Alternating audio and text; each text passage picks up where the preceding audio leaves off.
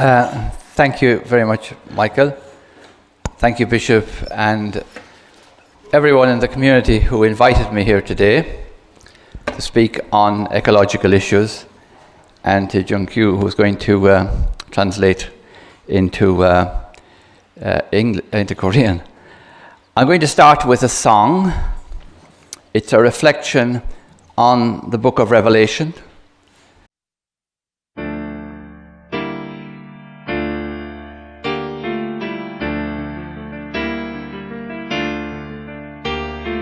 Harm not the land, nor the sea, nor the trees, for the earth is the mother of all. And we who abuse her and poison her now, by abuse and by poison will fall. Harm not the land, nor the sea, nor the trees, for water is more precious than gold.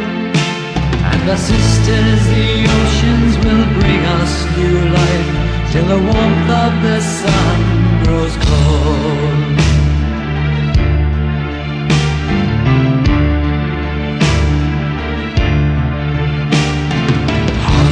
The land, nor the sea, nor the trees, for the leaves of the forest bring rain. And our brothers, the trees, are the cradle of life.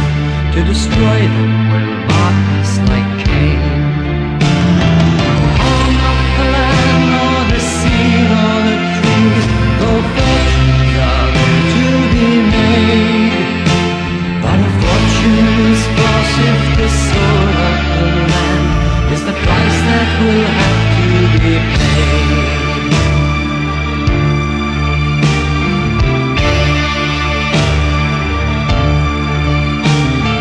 Harm not the land, nor the sea, nor the trees, for they are not yours or mine. They belong to the children of children unborn, from now till the end of time.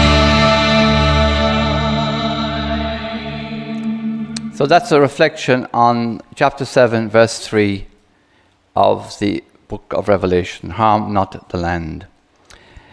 What I'm going to do with you this afternoon is to reflect with you on the recent statement from Pope Benedict: if you want to cultivate peace, protect creation.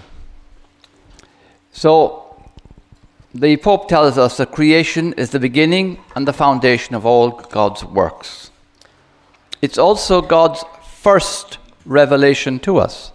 He said that we must see nature as a gift of God to help us understand our vocation and also our worth as human beings.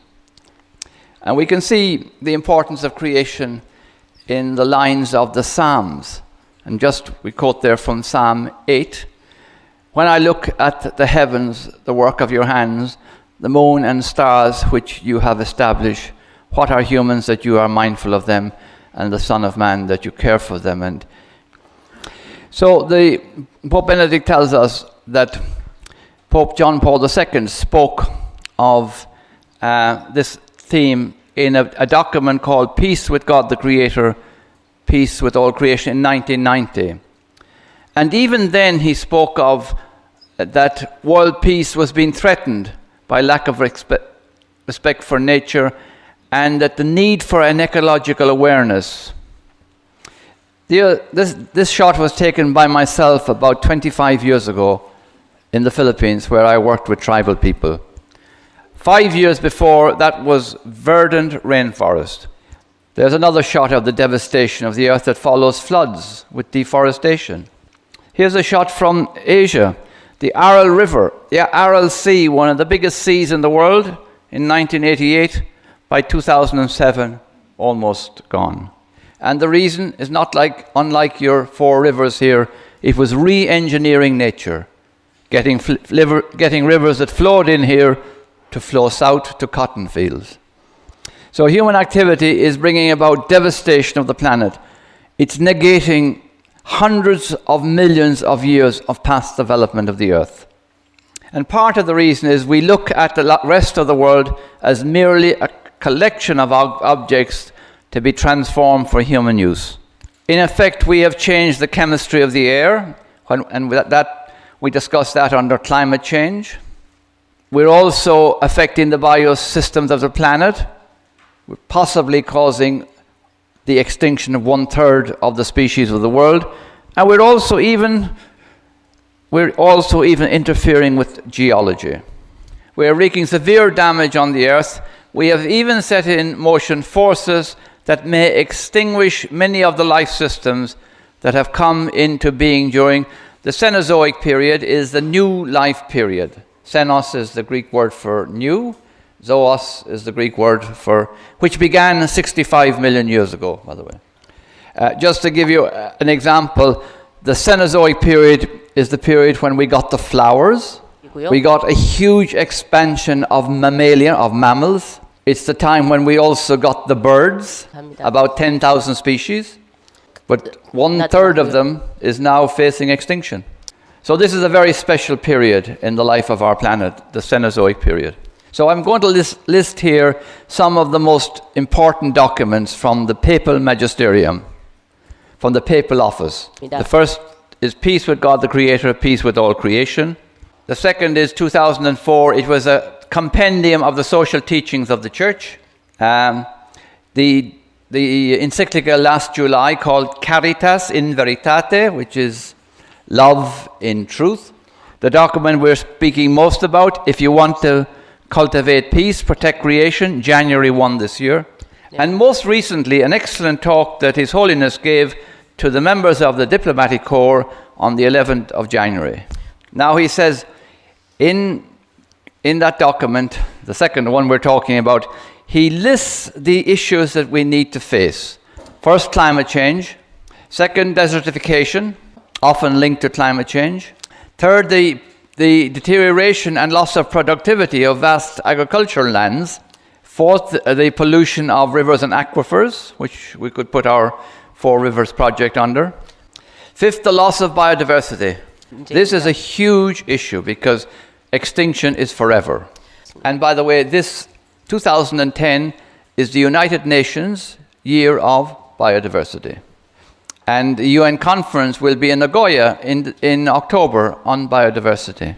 He also talks an increase in natural catastrophes associated with weather, deforestation in the tropics. So those are some of the issues that he talks about in this document. He also raises the issue of environmental refugees. Very practically, where will the 30 million people in Bangladesh go that live on the seashore if sea level rises by 1 meter? And remember, many of the biggest cities of the world are on the seashore and are low-lying. Then he goes on to talk about the conflict involving natural resources, and particularly water. He also then talks about an issue that Pope John Paul talked about, the ecological health of the planet. And this must take precedent over any economic system, looking after the well-being of the planet. Our present crisis, be they economic, food-related, environmental, are ultimately moral and religious issues, and they're all interrelated. So this will be pushing out the boundaries of our moral vision. Now here's one of the areas where papal teaching is strongest. It tells us that our lifestyles, particularly in rich countries, are not sustainable. Put it very briefly, there are 6.8 billion people on the planet. If everyone lived like people in Korea, you would need 3 planets. And as an astronomer, Jung Kyu knows that there's no planet near us that we can colonize. So the Catholic Catechism also says it need not just be like that, but we have to take responsibility for God's earth, the earth which is God's creation. Now, so he looks then at our Hebrew scriptures, and he looks at the beginning of the first account of creation in the first chapter of Genesis. And he talks about us being stewards. Have dominion means being stewards as God himself is caring for creation.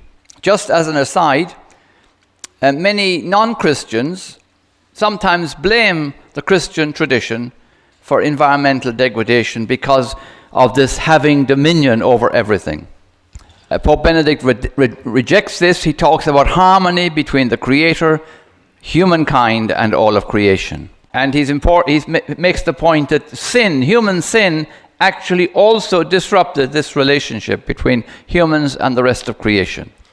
So this exercising dominion is really to look after, to till and to keep, and it's to care for creation, not to destroy it. But of course this means that human beings must not be mastered by selfishness. And it also means that they must not attempt to exploit nature in a way that will destroy it. So the true meaning is basically that we've been given authority, but also we've been given responsibility to look after the earth. So it's part of the call today to every Christian to be a person who cares for God's creation, because we realize that everything that exists belongs to God. So the goods of creation belong to the whole of humankind, not to a small minority. And yet the way we're exploiting them just helps a very few people and forgets the coming generations. This is from a letter from Pope John Paul II, which was published in 1988.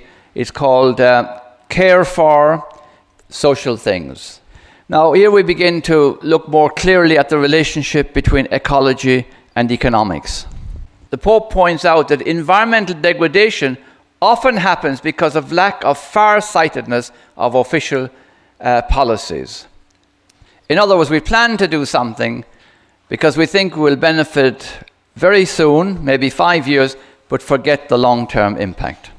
He focused on this in a special way in Caritas in Veritate when he said economic activity needs to consider the fact that every economic decision has a moral consequence. So just to interject here, very few economists or politicians would agree with that. Now he talks about when we use natural resources, we should be concerned to protect them, to protect the environmental and the social reality, so that we don't do enormous damage. So he also says the international community and national governments are responsible for sending the right signals to combat the misuse of the environment. And clearly there needs to be, he talks about defined rules, clearly defined rules from a juridical and economic standpoint. Let me give you an example. For example, in the 1990s, the Turkish government built dams on the Tigris-Euphrates rivers, which had huge impact on Syria, Iraq, and Iran, and also, of course, on all the creatures in that river basin. He also says something very important and new in Catholic teaching, that we must always look to the impact on future generations. This is very important, for example, in climate change. Will actions we are taking today make life very difficult for future generations? So this is highlighted in the teaching of the Pope's intergenerational solidarity. So the future generations must not bear the costs of environmental problems we make today. So, to summarize what he's saying, natural resources should be used in such a way that the immediate benefits do not have a negative impact on living creatures, humans, and not present or future generations. So you could use this moral principle as a way of looking at the impact of what will happen with the Four Rivers project. What will its impact be on living creatures and on humans, and particularly humans in the future? In this encyclical called 100 Years After, he talks about private property must not be used as an excuse to destroy the environment, the protection of private property. So finally, that human activity does not compromise the fruitfulness of the earth for the benefit of now this generation. So that's basically repeating that point. He also talks about intra-generational solidarity, in other words, the solidarity between countries. And we know how difficult this is from what happened in Copenhagen in December 2009. It is difficult to get binding agreements on ecological issues. So there's a real urgent need for solidarity, which embraces both time and space. And the Pope points out that some nations, particularly nations in Europe and North America, maybe Japan, that they have historical responsibility because they have been industrialized for almost 200 years, particularly in the area of climate change. But even economically poor countries, they also have to adapt policies that are environmentally sound and don't do damage. He's also in both the encyclical Caritas in Veritate and in this document concerned about energy resources and how we might meet our needs from other sources apart from fossil fuel. It would be right to say that Pope Benedict has taken a very serious interest in solar energy. For example, they have put photovoltaic cells on the roof of the conference hall of Pope Paul VI. But even when he's talking about new energy, he always reminds us that more sober lifestyles are needed. We cannot continue to consume as we have been. So the Pope sets out, he says, we need a new model of development. So here are some of his criteria. The promotion and sharing of the common good, responsibility for actions taken, a realization of our need to challenge lifestyles, and finally prudence. But prudence as understood by St. Thomas, the virtue which tells us what needs to be done today in view of what might happen tomorrow. So once again, if you're critiquing something like the Four Rivers Project, these may be elements that you would like to put into that critique. As I say, the Vatican teaching is very much concerned about the water cycle, what they call the hydrological cycle, because in so many places now, water is not available to people, not available for cultivation and for agriculture.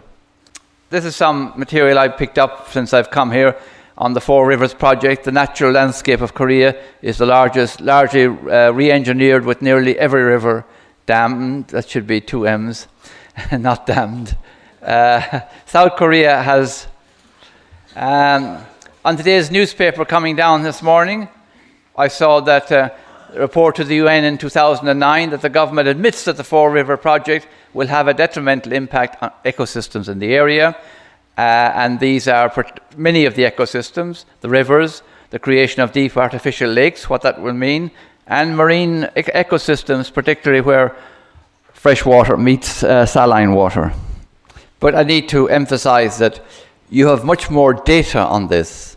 So this data needs to be looked at in the light of some of the principles that the Pope outlines in the various documents. Just a little reflection on water in our Christian religion. At the very beginning of the Bible, God's Spirit hovers over the water. In the second book of the Bible, in Exodus, water is a source of liberation from slavery. When we go on to the time of the prophets, we see water is a source of health and abundance. Its healing and life-giving properties of clean flowing water. We see in Jesus' own life, particularly in John's Gospel, he emphasizes the reality of living water, not stagnant water. And we can argue that in Christ's own baptism in the Jordan, he has brought a new religious reality to all water. In other words, what I'm saying is there's a cosmic dimension to the baptism of Jesus. And this early saint, and I won't ask you to pronounce his name because Gregory of Nazianzus, he talks about Jesus when he went down into the water, bringing the whole cosmos with him and coming out of the water, and the whole cosmos is transformed. So he would argue that the resurrection of Jesus, the whole material world as the home of a redeemed humanity, is now transfigured by the power of the Spirit. So this would mean if you're reflecting on the Rivers Project, you bring this theology also to bear on your reflection. Again, he makes reference to the whole need for lifestyle changes. And he challenges the reality of consumerism. He says about consumers, it tells us that we have an identity if we're consuming more and more. No, but the Pope says the quest for beauty, for truth, for goodness, for communion with others, for the sake of the common good, these are things we should keep in mind when we're making consumer choices or investments or savings or whatever. Yeah. And over here, of course, you have the patron of ecology, St. Francis, who had very little goods of the world. So he also talks about the need for education. And this is very big in the Catholic Church. We need to educate in our schools, in our seminaries, in our parishes, so that we take responsibility for the environment. Mira. And you can see over here, during the last few years, people, as part of fasting for Lent, are talking about carbon fast. He's encouraging the church to work with non-government organizations or organizations of civil society, like the World Wildlife Fund, like Greenpeace, or what have you, or local groups here. And he's reminding us of a very profound truth, that the deterioration of any one part of the planet affects everyone. Very few environmentalists talk about arms and the military and the misuse of the resources of the world in militarization, but Pope Benedict does. He talks about the whole waste of resources for military purposes. And he's particularly worried about of getting a world free from nuclear weapons. He makes the point that the church has a responsibility to speak out on behalf of creation. So it's not something added to our Christian vocation. It's very much part of what it means to be a Christian people, to speak out for the endangered earth. He also points out that young people are very concerned about the environment, and rightly so, and that the church could have an opportunity to preach the gospel by working with young people for the preservation of creation. He also, of course, makes the point that the environment is a place where we experience peace, where we tranquility. It's also a place where many people renew themselves. We care for creation. We realize that God cares for us through creation. Yeah. He makes the point that concern for creation is a duty. It's also a challenge, and it also gives us new opportunities. So if you want to cultivate peace, protect creation. Thank you.